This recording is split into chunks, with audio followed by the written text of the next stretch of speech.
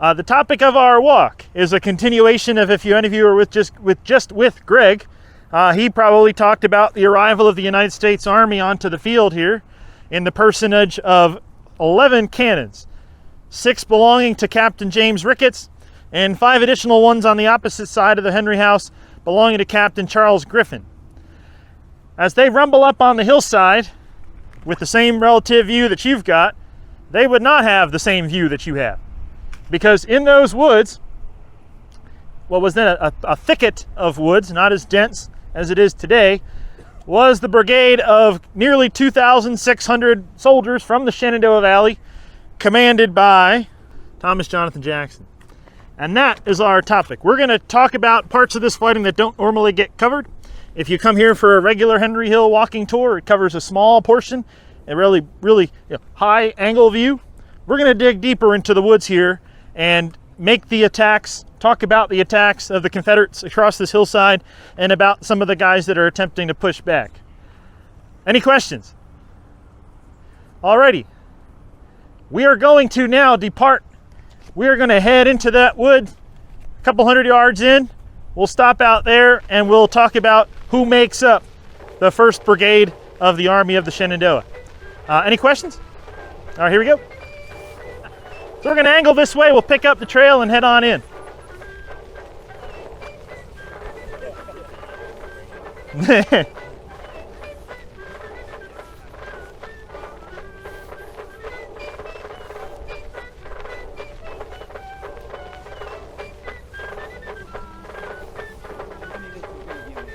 All right.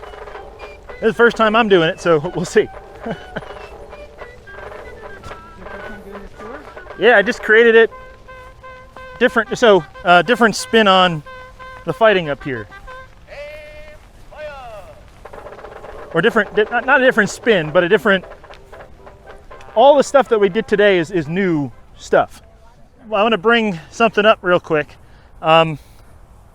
Who's ever read a book about history? Okay, you can yell and scream all you want into that book that this guy made a dumb decision or that guy made a dumb decision. Well, what I want you to do real quick is, ready, follow me here. Ready, do this. Okay, where are you? You're where the thing actually happened, right? Do you see a book in front of you? You feel the heat? Look around you. The landscape is going to change every minute and every couple steps that we take. So rewind that calendar 161 years and put yourself here. The landscape, the views, and think about the decisions you would make as we move along. That's going to become important really in this area when we get deeper over here, but we got to talk about who these guys are, so let's go.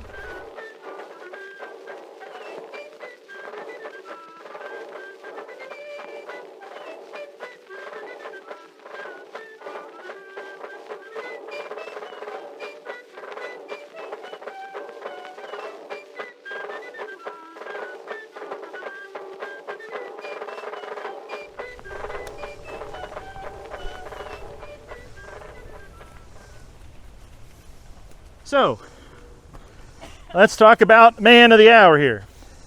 Brigadier, and hold the guy up so everybody can see him, and then turn left and right. Fashion show out here. Brigadier General Thomas Jonathan Jackson, born 1824 in what is today, what state? West Virginia. Jackson saw, before the war, most immediately, he was a professor of military science at the Virginia Military Institute. Some of his students called him Tom Fool. If you interrupted him in the middle of a lecture, I would not want to be in his class, because instead of continuing on the lecture, Mr. Jackson would stop, go back to the very beginning. Welcome everybody to Manassas National Battlefield Park. My name is Anthony. We're doing a program here today focused on, see how annoying that might be? Start all over again. Well, our story with Jackson, we're going to skip a little bit from 1824, and I want to pick up the Jackson story and the story of his brigade in the fall of 1859. In that season, a man from Connecticut, about 22 to 23 men, are going to embark upon a plan to end slavery by force of arms here in the United States. His name is John Brown. he launches an attack on the United States Armory and Arsenal at Harper's Ferry. He is there for 3 days. The final fight is 3 minutes long. Brown will be arrested, tried for 3 crimes: murder, conspiracy to incite a slave insurrection, and treason against the Commonwealth of Virginia. On December 2nd, 1859, John Brown will be hanged in Charlestown, Virginia. And the man put in charge of the hanging, security of the hanging, is none other than a professor from the Virginia Military Institute, Tom Jackson. Numbering amongst the men in the ranks who stole a uniform of a Virginia Richmond militia was a guy named John Wilkes Booth as well. So you've got John Wilkes Booth present there as well. In the immediate aftermath also of the Brown attack and the Brown hanging, Governor Henry Wise of the state of Virginia will start to ramp up the training of the Virginia militia. This training of this militia is going to ultimately turn into the origins of the Confederate Army, and for our purposes, the origins of the Stonewall Brigade. Fast forward the calendar even more. Now we're into 1860. We're into 1861. We're in April of 1861. What happens? Fort Sumter. War has broken out. Tom Jackson finds himself with a new job. Where does he find himself back in? Harper's Ferry. Tom Jackson's first job of the war is to take over this ramped up camp of instruction, this ramp up presence of Confederate militia in Harper's Ferry. And it's there that men from up and down the Shenandoah Valley are going to start to arrive throughout April, throughout May, throughout June of 1861. This will ultimately form the nucleus of the Stonewall Brigade. These regiments include the 2nd Virginia, the 4th Virginia, the 5th Virginia, the 27th Virginia, and the 33rd Virginia. We're going to walk their line of battle here in a couple of minutes when they get here. But where are these guys from? Well, the 2nd is from Winchester. The 4th is from the Upper Valley, which means the southern part of the valley. The 5th Virginia is from the Stanton area. 27th is from Lexington. And the 33rd is from the Newmarket area. You can rest your arm for a second. Let's talk a little more about who these guys are. Company E, 33rd Virginia, nicknamed the Emerald Guards. Now, why do you think that is? A whole bunch of Irish. One company of the 5th Virginia, the Marion Rifles, was composed of Americanized Germans, or Old Germans, and only 5 of its original members were over the age of 21. The Rockbridge Artillery, the 4-gun battery that'll be attached to the Stonewall Brigade here, included 28 college graduates, 25 theologians, and 7 with master's degrees from the University of Virginia. The 4th Virginia, talking about college kids, has a company called the Liberty Guard, Liberty Hall Volunteers. 57 of its original 73 members were students at Washington College, now Washington and Lee, in Lexington, and a 4th were studying the ministry. So they're gathering from around the Shenandoah Valley. They're going to make their way to Richmond. One guy from the 4th Virginia talks about their situation in Richmond as, "We slept in horse stalls, and the men have tough bread and beef and sometimes bacon to eat. There are 3,000 soldiers quartered on the fairgrounds, and you would be surprised to see what a show they make." Well, they're now quickly making their way to the lower Shenandoah Valley, to Harper's Ferry, where they're gathering. They'll be brigaded, and ultimately is the 1st Brigade of the Army of the Shenandoah. Jackson will get superseded by another guy, the former Quartermaster General of the United States Army, and his name is Joseph Eggleston Johnston. So Joe Johnston will take over for Tom Jackson, and this growing army of the Army of Shenandoah will number approximately 10 to 12,000 guys in the Harper's Ferry area. This brigade, this men of Shenandoah Valley, are going to look at Jackson, and here's some of the descriptions of the man. One guy from the 4th Virginia says that with the visor of his cap pulled down over his eyes, leaving no part of his face visible but that covered by a full brown beard, and his huge feet thrust to the ankles into his stirrups, he rode alone and had a faraway look in his face as if oblivious to its surroundings. Guy continues, Jackson is considered rigid to border on tyranny by the men here, and some of them have been greatly surprised to get an insight into his character as a Christian man. How does Jackson think his soldiers should be? Well, he said he considered a gun blanket, a blanket, a toothbrush, and 40 cartridges as the full equipment of a gentleman's soldier. So, bare minimum. Ultimately, his guys are going to be called Jackson's Foot Cavalry because of how quick and maneuverable they'll be later on in the Shenandoah Valley. You can rest your arm for a little bit.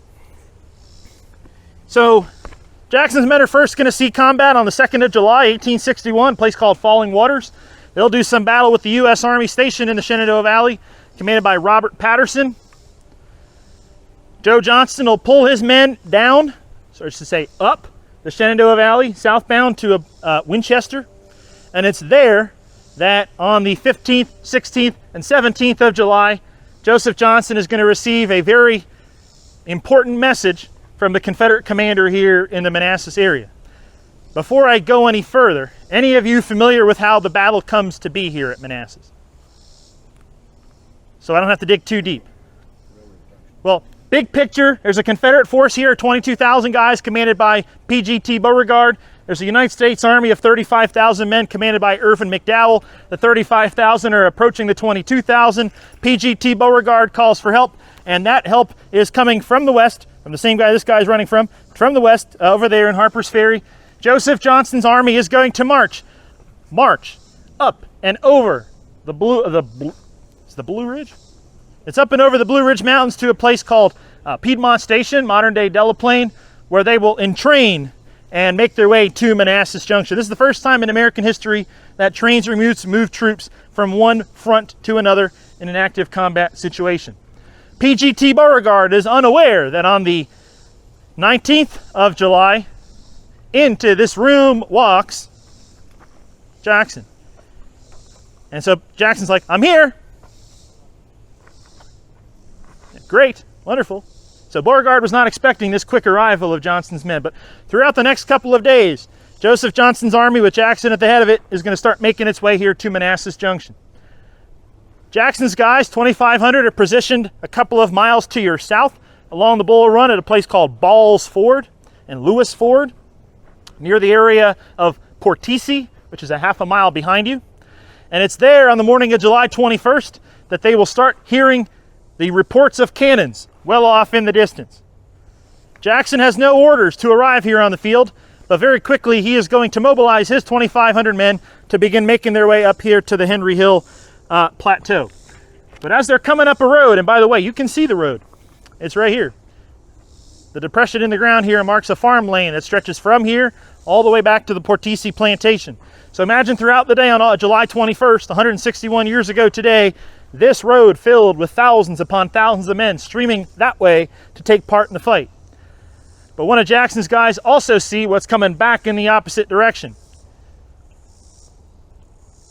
The wounded commenced passing us, some with the blood streaming down their face, some with legs broken and hobbling along assisted by a comrade, and some seriously wounded and borne on stretchers. Those who could talk told us their commands were all cut to pieces and the day lost. Such talk was very inspiring to raw troops. It was calculated to make a boy wish himself 1,000 miles away and in the trundle bed of his mother's house. The excitement of what's to come, right? As these guys are walking toward us 161 years ago right now, going back in the opposite direction, thousands of men strewing back, wounded, far from home. And now you're told to advance on in. And we are going to advance on in with the First Brigade of the Army of the Shenandoah. They don't have the nickname yet, so we're not going to call them the Stonewall Brigade yet. But the First Brigade of the Army of the Shenandoah streams forward, and we're gonna shade hop to the next shade. All in. Company, attention, right, left, front, right shoulder, round, forward, hard.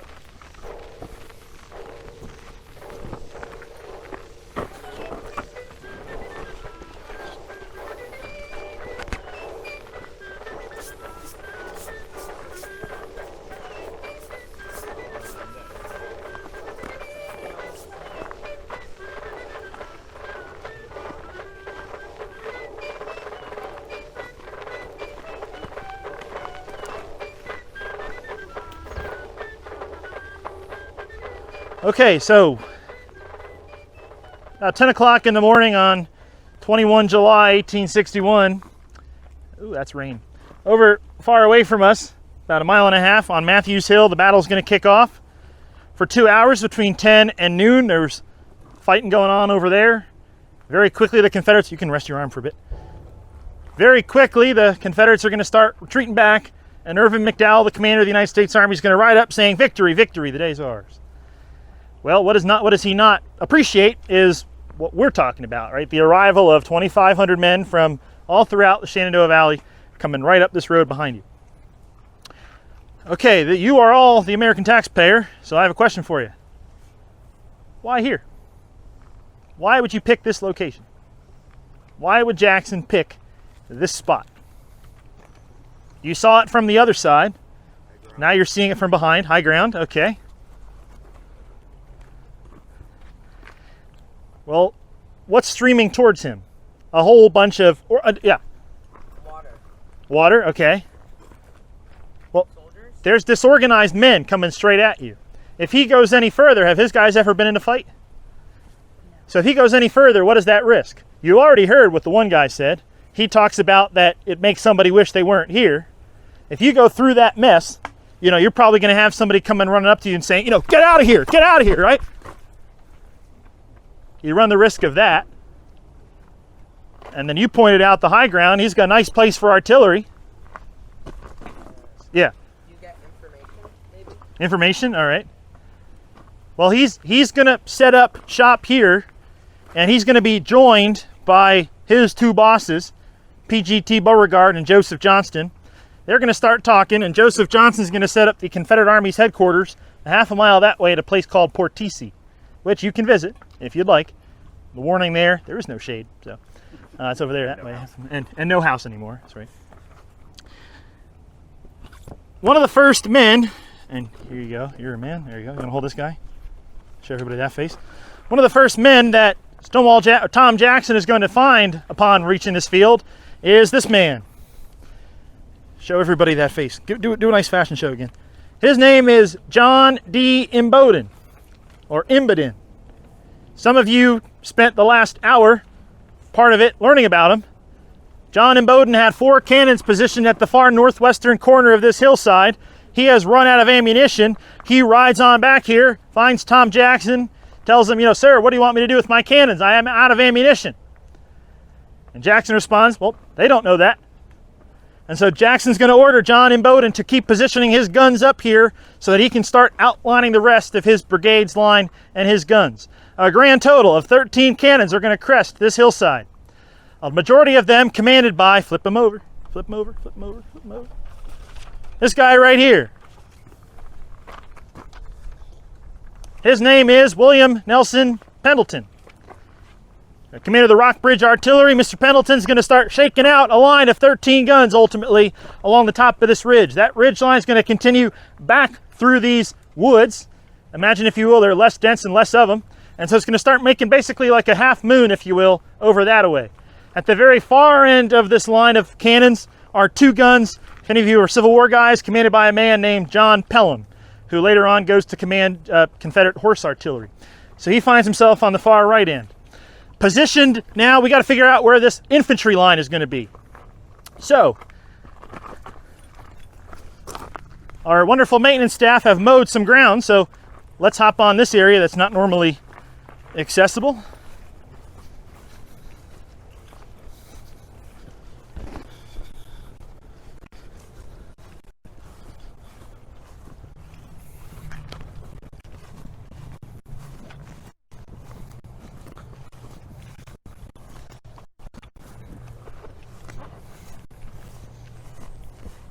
Feel out the shade there. We'll be here for a couple minutes.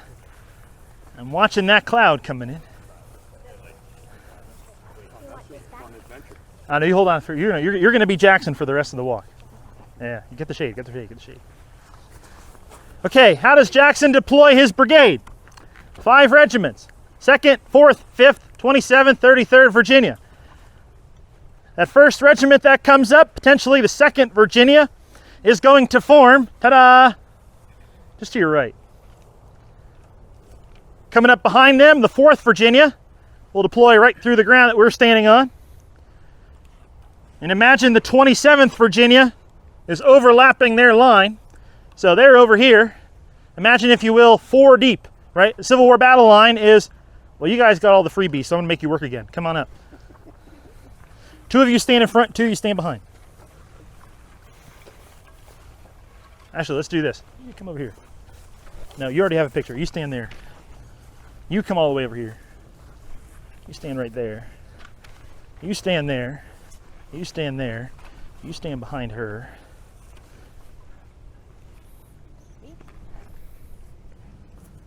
Okay, here's Thomas Jackson's line. Now take your hands and do this.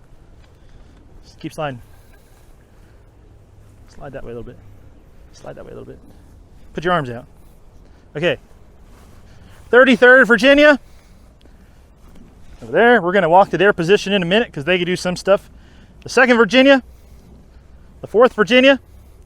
27th Virginia. 5th Virginia. Robinson property is right here. So the line stretches from the far tree line, which you can't see, all through here, all the way out to the Robinson house. All told, nearly a 500 to 600 yard line, 2,600 men. These guys, for the better part of an hour to an hour and a half, are going to hit the ground. Because, as you heard probably from Greg, there are nearly 25 federal artillery positions littering this ground. As one guy in the 5th Virginia, that's Miriam, it appeared to me as if heaven and earth were being rent asunder. So terrible was the crash and roar of the monster instruments of death. Guy in the 4th Virginia, right here. After marching and counter-marching, we were brought up immediately behind our largest battery to support it. Well, turn around, everybody. You got cannons right there. And at which the enemy were hurling a perfect sheet of grape canister and every kind of shot. 3 were killed by a bombshell within a few feet of me, a part of whose blood was spattered upon me. A little further off, 5 of our men were killed without having moved from their positions. So that's literally, the 4th Virginia is standing right here, hugging the ground, and these balls of death are just exploding all over. But one guy from the Rockbridge Artillery talks about what Joe Jackson, where's Jackson? Hold him up.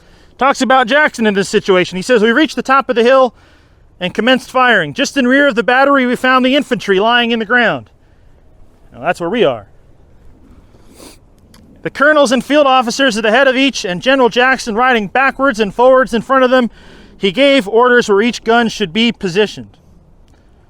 Jackson, who, riding in the beat, was often not 50 steps in rear of me, sitting on a horse, which had been shot in the thigh, with his chin cocked up as if he was expecting a rain, and was not averse to having a drop of it on his face. It was nearly point-blank range for our guns. We rarely missed doing good execution every time. Let's go back to the 4th Virginia. I can tell you all about this place, but were any of us there? So let's hear from these guys a little bit more. You can go to a battle reenactment, but what do those guys do at the end of it? They get on up and they walk away. Let's hear about some of the guys right here. Our regiment moved to the scene of action about 12 o'clock.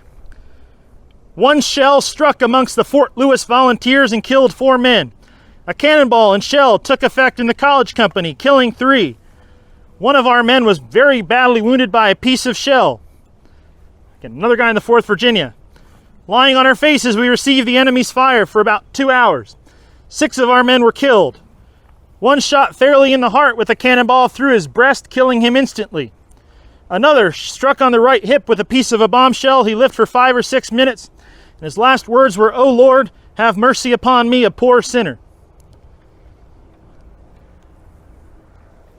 Hell on earth in a peaceful field right here that, because of the lack of a trail through this area, we don't normally get to. But again, 161 years ago, right now, hell on earth, torn asunder up here. These guys have not engaged the enemy yet, but Federal infantry is starting to emerge on the fields to your right, and the first infantry on infantry clash is about to take place up here. So, any questions before we start digging into the actual fighting? To a certain extent, but not yet.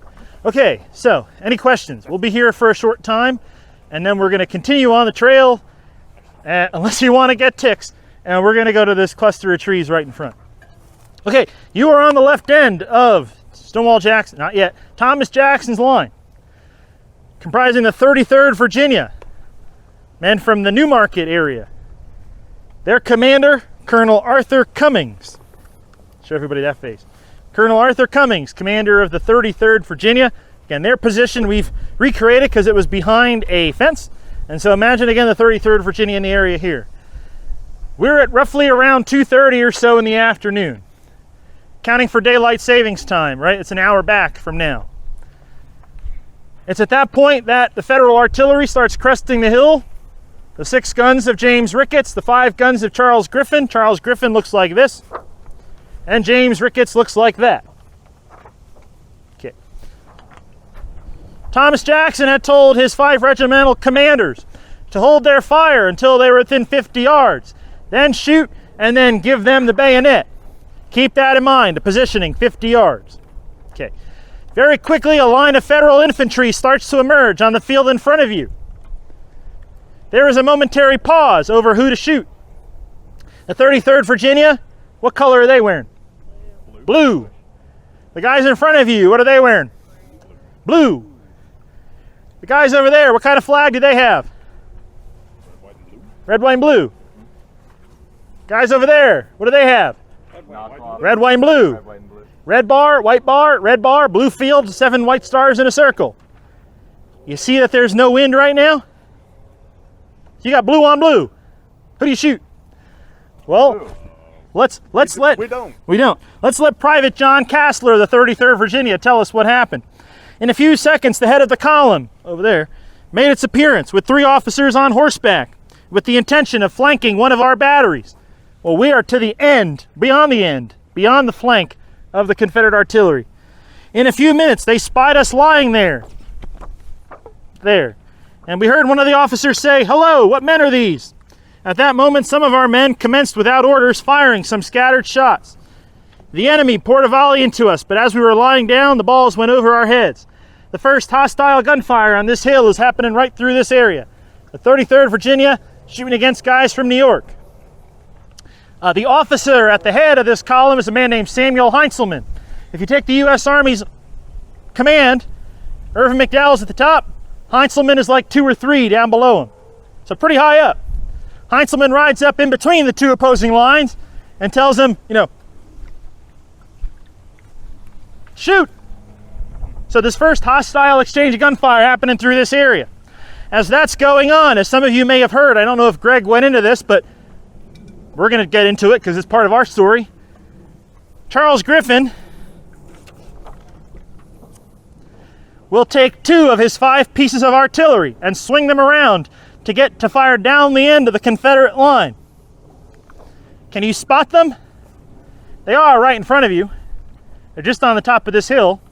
While this is going on, Colonel Cummings writes after the war that he and his second in command are up here on a bump in the ground and they notice the arrival of these 2 guns.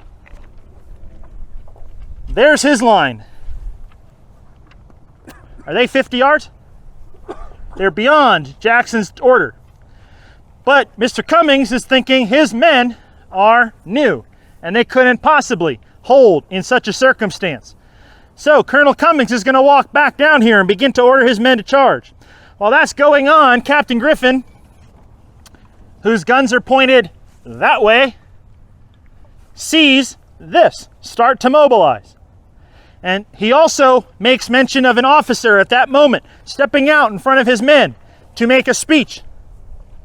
Well, that officer is a politician, and that's what he looks like. His name is Governor William Extra Billy Smith, commander of the 49th Virginia. Their location to some of you to your left. So Captain Griffin sees this, and he says that based on the direction of their approach, I thought that they were the enemy. And so Captain Griffin will take his 2 guns and point them to the right and open fire at you. His boss, William Barry, Chief of Artillery, will ride up and order him to do what? Stop! That's your support. Look at the terrain. Let's follow the 33rd Virginia nearly to the minute as we make this charge. We're going to, again, go to the guns, but we're actually going to turn right and get the shade. So 33rd Virginia, here we go. Tell you what, Let's do it. Okay. I would like you all, very nicely, whoever's interested, to form a line of battle. 2 lines of men. 1 line here, facing that way. Whoever's interested, and we'll get another line here, facing the enemy's over there, guys. Anybody? Form a line of battle right here. We need a second. Hey, interns, you're only here for another month. Join the line, folks. Okay, Colonel Cummings, where are you? Colonel Cummings, where are you? Okay, what are you going to order us to do, sir? Say forward march. Forward march. All right, let's go, boys. Right shoulder around. Forward. March. Keep your line, everybody.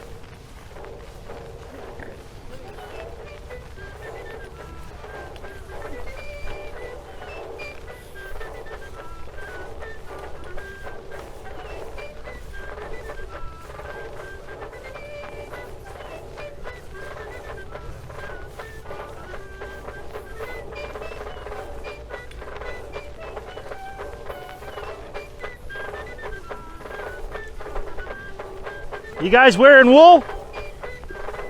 You guys under fire?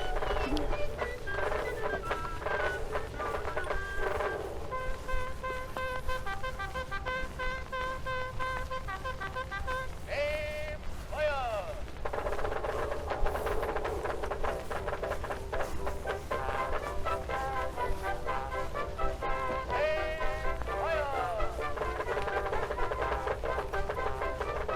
All right, let's get some shade.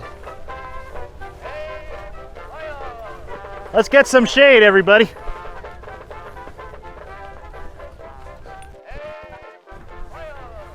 Right.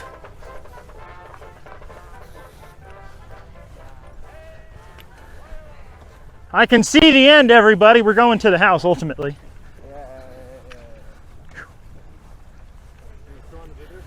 What's that?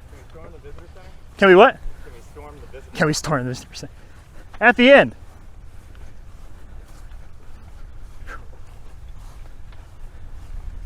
We're gonna shade hop now.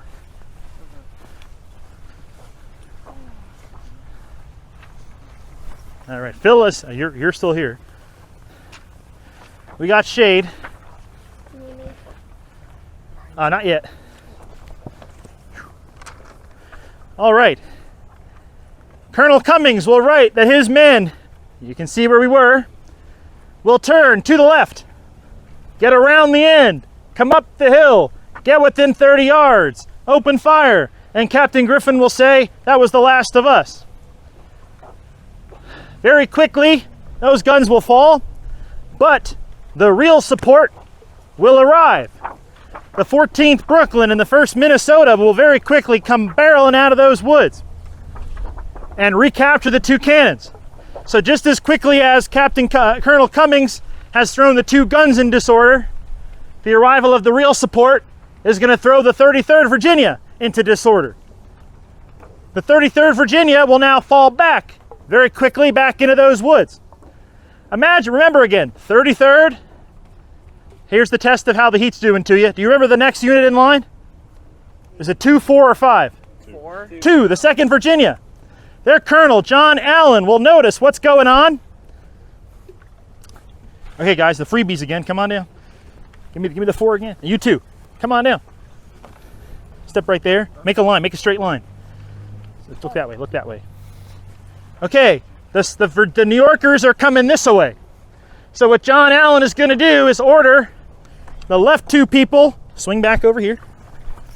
He's the threat. So face him. Come back. No, not everybody. Not every. But you see, that's what happened. Only 2 parts. The 2 regiments made of companies, 10 companies. The 2 leftmost ones were supposed to turn to meet the threat. What actually happened was that the other half of them heard fall back. And so the entire 2nd Virginia will now start falling back.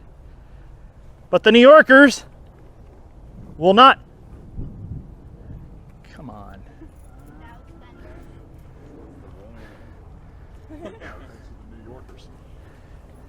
They won't grasp it. let's head to the atrium to the AC. We'll be able to look down Ricketts' battery.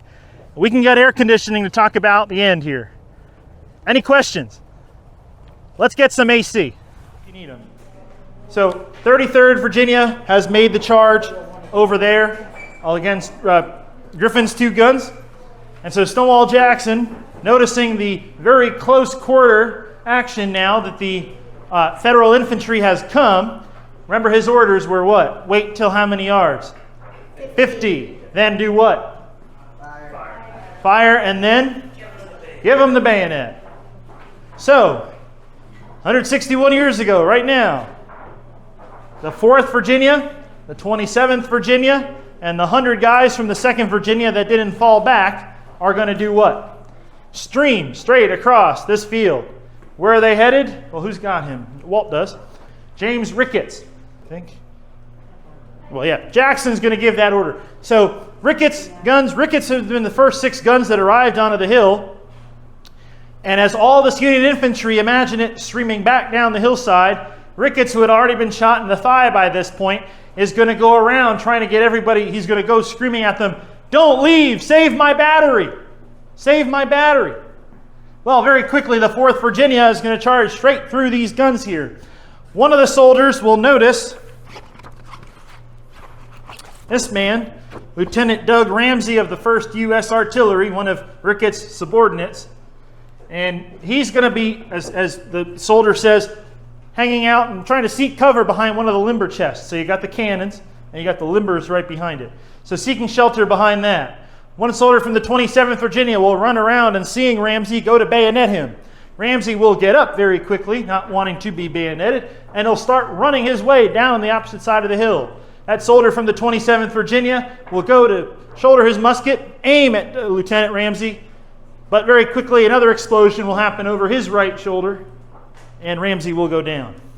One of the yellow panels out here that we would have gone to if not for the thunder marks the location where Lieutenant Ramsey met his end. Although I'm watching that go by quick, so maybe we will go back out. That's Doug Ramsey. Another soldier in the 4th Virginia talks about that a Union soldier trying to protect Ricketts' battery will go at him to bayonet him, but the bayonet is going to pass straight through the shirt. This same soldier from the 4th Virginia will take that musket, push it out of the way, aim at the gentleman's head, and imagine what happens next.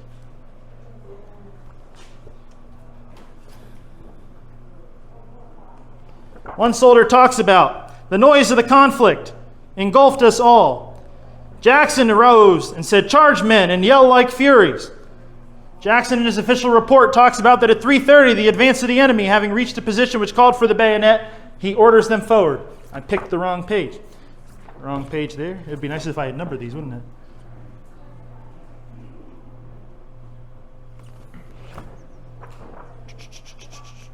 Here we go. So the New Yorkers, imagine them running down the hill, the Minnesotans running down the hill, and the United States Marine Corps running down the hill. Irvin McDowell wants to salvage some type of event up here on the top of the hill. So he's going to order up the 1st Michigan. One guy from the 4th Virginia will go and capture the flag of the 1st Michigan. And we'll talk about the ground in the area was a sea of red breaches all over the place. Immediately in front of us was a case of self-imposed butchery. They had charged us to most uncomfortable nearness, pouring upon us their deadly fire, while their own loss was great in actual dead. Again, there's Lieutenant Ramsey over there as well. But very quickly, a fresh line of Massachusetts boys. Anybody from Massachusetts? Maine. Oh, Maine. Well, very close. Well, at 4 o'clock, we got a walk over there related to Maine, but they ran it. They showed up, a cannon fired, and they all bolted. They were the last guys to arrive, too. Very quickly, Massachusetts boys are going to come up. Now, the 4th Virginia is up here for maybe 20 or 30 minutes. Do they have any support? No. So the 4th and 27th are hanging on as best as they can on the 4 guns. Well, enjoy the afternoon. The soldiers of the 4th and 27th did not, because very quickly, guys from Massachusetts are going to push up against them. It's at that point that, so you got the 4th and 27th Virginia are going to start falling back. Very quickly, this line of Massachusetts men is going to think that they have control of the hill. But Irvin McDowell is not going to launch multiple regiments up this hillside at a time. He has the manpower advantage, but they're all basically down in the road. Instead of an organized assault up the hill throughout the afternoon, the U.S. Army is attacking one unit at a time. 15 different regiments, nearly 18,000 men are going to assault this hillside. But it's one by one. 4th and 27th, how many numbers is that? 5th Virginia and the Hampton Legion, how many units is that? 8th, 10th, 18th Virginia, how many numbers is that? So, groups as opposed to one by one, unsupported, is the story of the field. So imagine again the 5th Virginia and the Hampton's Legion, guys from South Carolina, are attacking in the area of the Henry House. Anybody been to Fort Fisher in North Carolina? Wilmington, North Carolina? Well, there's a fort there. The namesake of it, a guy named Fisher, seeing the 2 cannons on the other side of the hill commanded by that guy, thinks, hooray, we can capture cannons.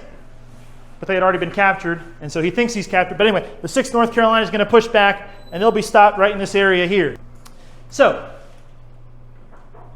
the last chance that the Union Army has to trying to take the hill or hold it completely will be commanded by this guy.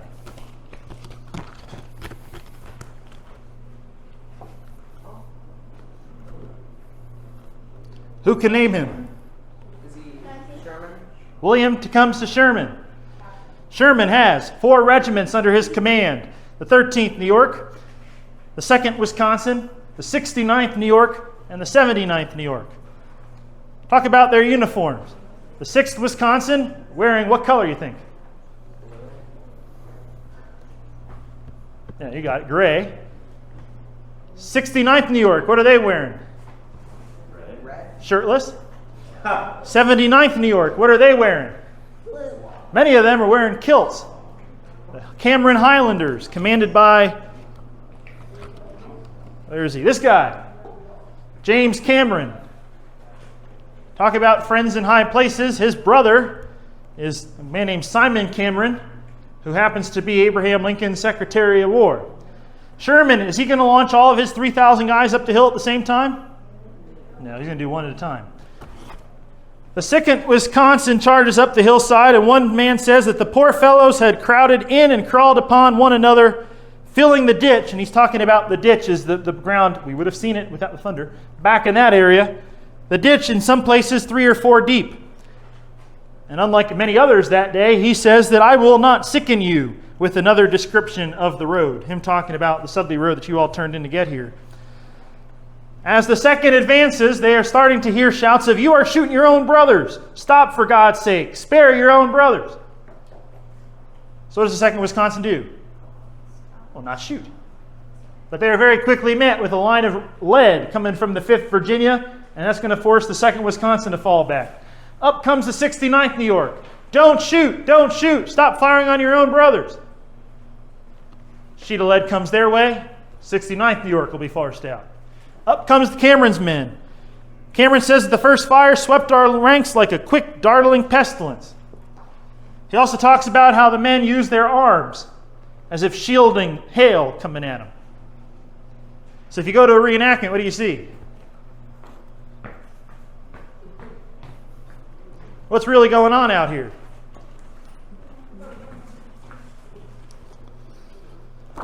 The combined fire from these 2 units, though, is going to force the Hampton Legion and the 5th Virginia away from the house. And so for a couple of minutes, the Union Army once more has control of the hillside. But very quickly, Irvin McDowell now only has 1 fresh brigade of troops he can throw to this field. Those are guys from Maine and Vermont.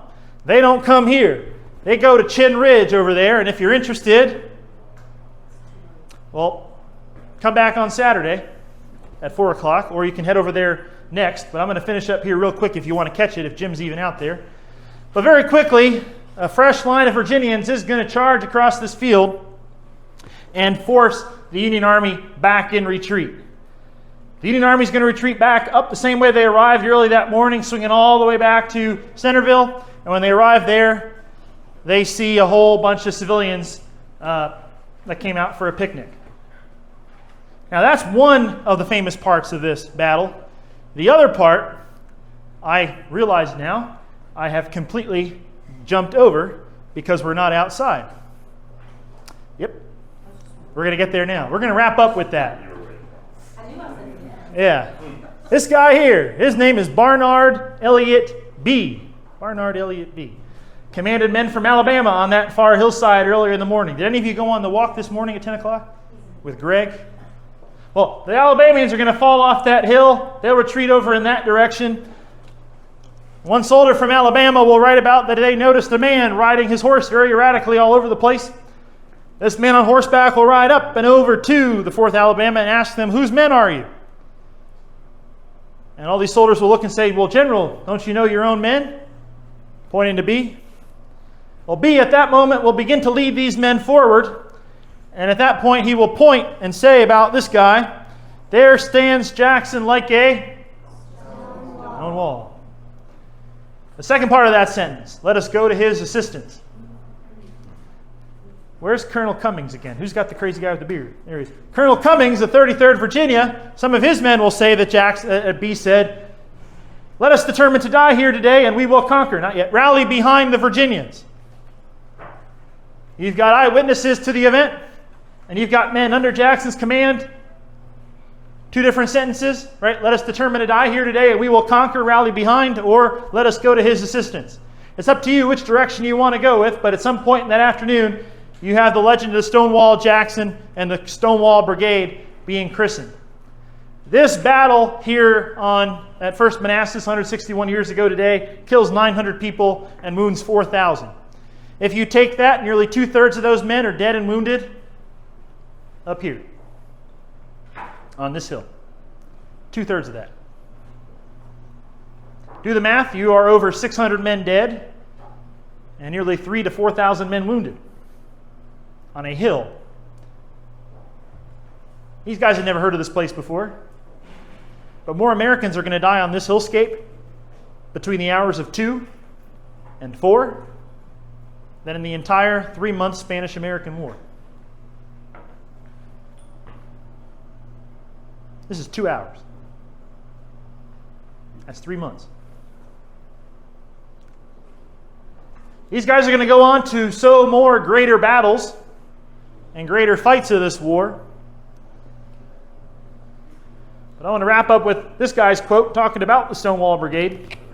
His name is Henry Kyd Douglas, K-Y-D. Any of you ever been to Shepherdstown, Virginia? Shepherdstown, West Virginia? If you go to the Maryland side of the Potomac River and look at the top of the hill, there's a big house called Ferry Hill. That was Mr. Douglas's home. Douglas is serving here under Jackson, and he writes about that it was B who gave the name of Stonewall to that Virginia brigade, but it was the men of the brigade who made the name immortal under the leadership of their great commander. As he said on his deathbed, the name belonged to his brigade, but the world has wisely determined that it is necessary that it should be forever theirs. These guys are going to go on to other battles. A legend that's gone for 161 years. But on the afternoon of 21 July, 1861, on this random hillside in the middle of Northern Virginia, these guys will get their name christened.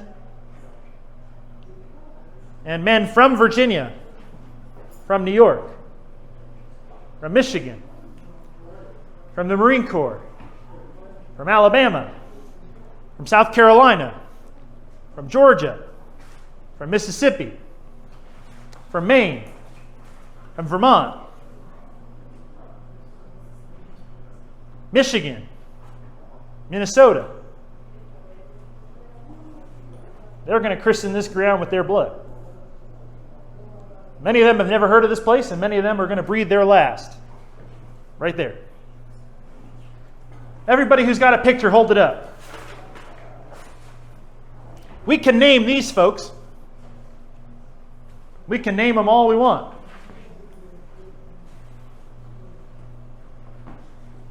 What about the guys who are actually going to litter this ground? Do you know them? They're the guys that gave this place meaning. Literally, with their blood. You're here 161 years later continuing to give them meaning. And on behalf of a nation of 330 million, Thank you very much. All right. Thank you. Whew. Well, you didn't have to do that. I was just catching my breath for a second. If you're interested, I don't know if Jim even went because of the